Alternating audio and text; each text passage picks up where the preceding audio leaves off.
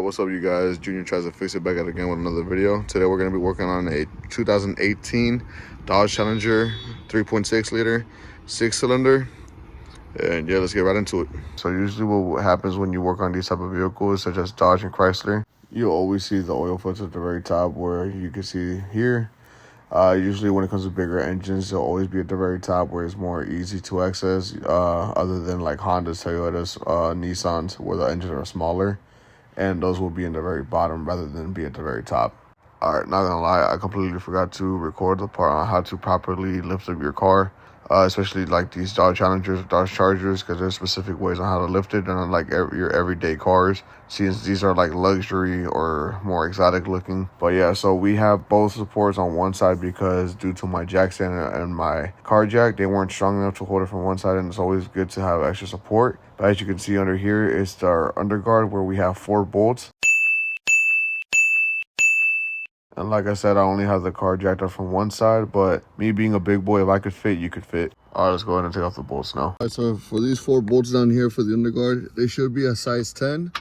Could be a different size for your vehicle depending on whoever worked on your vehicle. They probably just lost the bolts and just put some different sizes up. But it should be a size 10 for these 4 bolts. All right, let's start removing. Where's about 1, 2, 3, 4, 5. You can use a little extension, but here's 1, 2.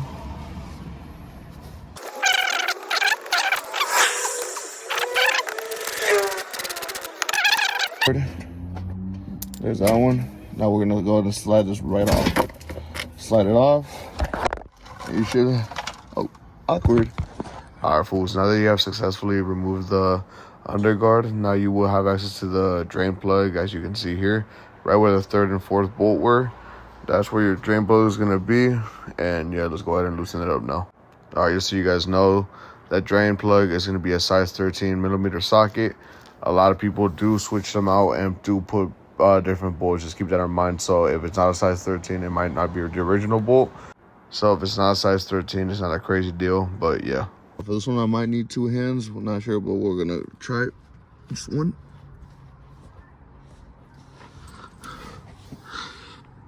Sorry, I'm trying to make sure I record it. Yeah, I'm gonna need 2 hands. I'm hoping y'all can see that, but we're gonna start loosening it up in 3, 2. Okay. Bear with me, y'all. We got this. We got this. We got this.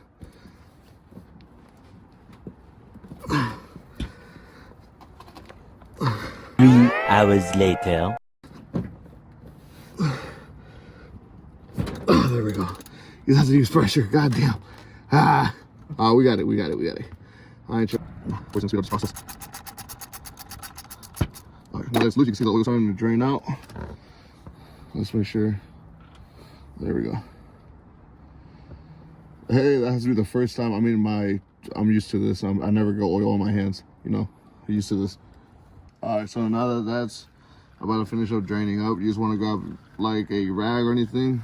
I highly recommend these shop towels. Come in handy. Go to your local Sam's Club, local Costco, and they sell like a pack of these for like 20-something bucks when you could get these at AutoZone for like $3 a pack. Like I believe it comes like 20 rolls, if I'm not mistaken. But yeah, I highly recommend these shop towels. All right, so now that that's clean, you want to have that set off to the side. We're gonna go ahead and finish up just letting this drain out. I did mess up a little bit. It's still draining. Everything's perfectly fine. It's just seeing that we had it raised on the right side when our drain plug is on the right side as well. There was still some leftover oil inside of the oil pan, so we just went ahead and lowered the car and just emptied out the rest. It's still slowly coming out, but other than that, we're doing okay. I also figured I might as well just record the process of me properly jacking up this car so that I get a chance to show it the first time. So yeah, let's go. So first thing you actually want to do is when you get your car jack, you want to make sure it is hitting somewhere solid and not just like anywhere, because you don't want to damage underneath your car. So you just want to make sure you grab the car jack, you put it on the chassis or the frame, whatever they call it, in the bottom. Make sure it's jacked all the way up. And once it's jacked all the way up, you can see right here under your door, there's a little slot on the skirt. That is for your jack stand. As you can see, I properly had it placed there. And now we're going to go ahead and lower it just little by little. All right, as you can see here, you can see that I'm lowering the vehicle just little by little, just enough where I have enough pressure on the jack stand, and I still have the remaining pressure on the car jack. So it's very secured by both.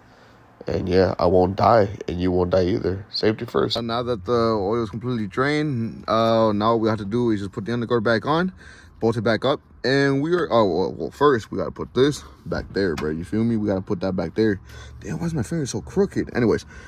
Bolt, oil pan, underguard, bolts, and then we're done with the bottom.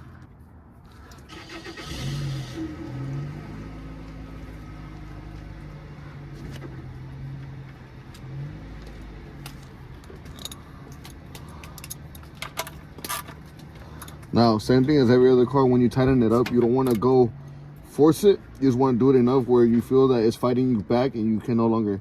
If you feel that it's stopping you, but you can use a little bit of your strength, okay, then that's where you go ahead and stop, leave it at that. Because if you continue to do it, you're going to end up breaking the bolt and it's going to become a bigger issue. It went from a 30-minute job to maybe half a day. Yeah, I've been there before, so I'm speaking from experience.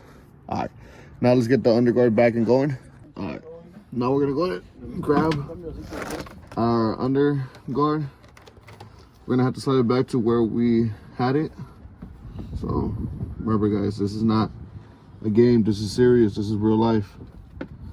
So you want to go ahead and grab it. Make sure it's lining up perfectly fine. Bada bing, bada boom. Miss Ward, why when I step in the room? Yeah, I'm just gonna get what the fuck I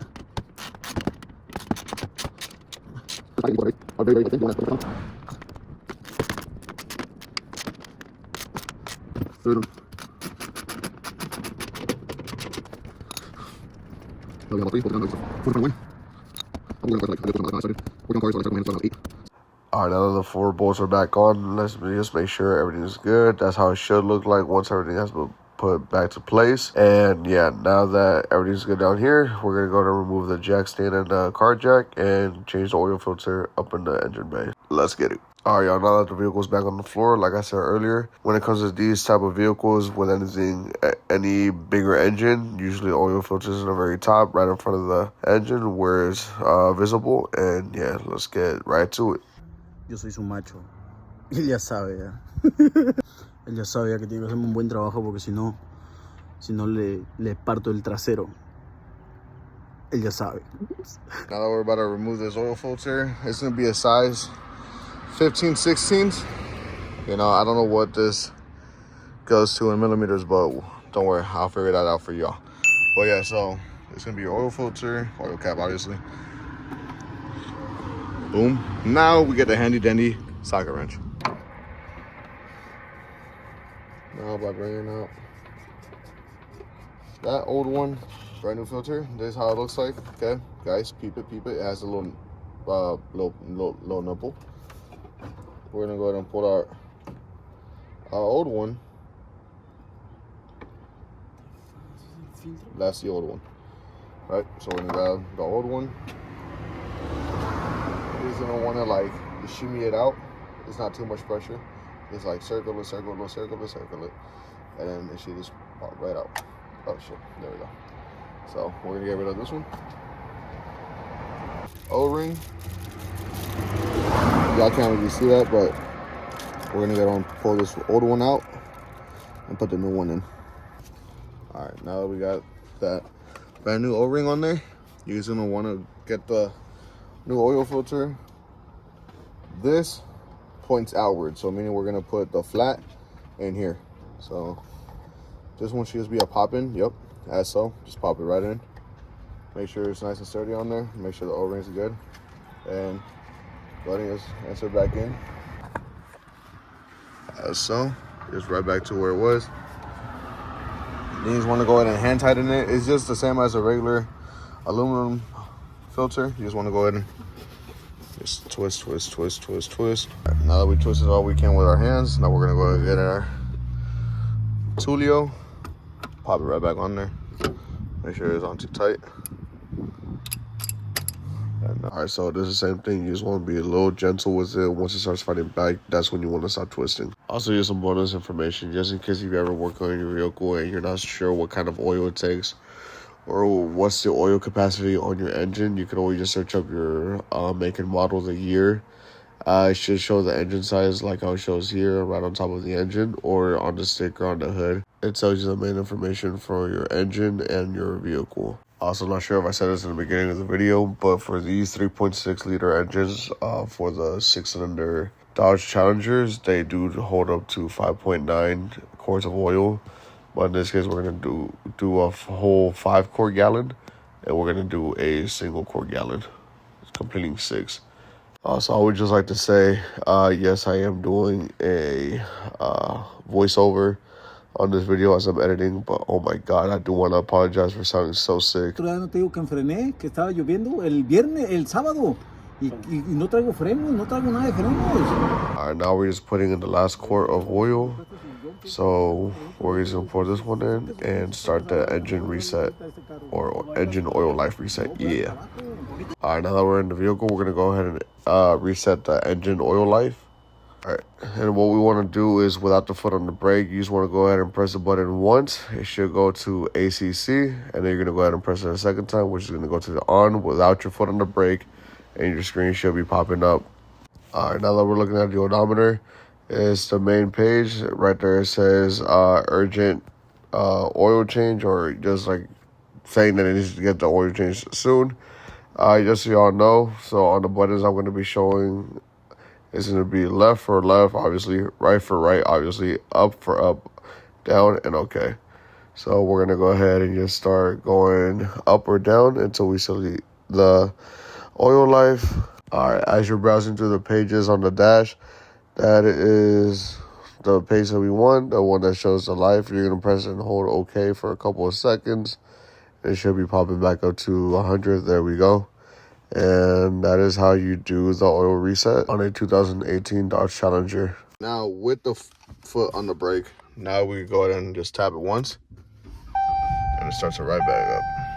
And then the message should not reappear saying 100% on your oil life. So now you're just going to go back, and there you are. Y'all, and just like that is how you do a 2018 Dodge Challenger oil change. If y'all happen to find this video helpful, make sure y'all subscribe, leave a like, and comment. And I hope to catch you guys on my next one. All right, fools. Deuces.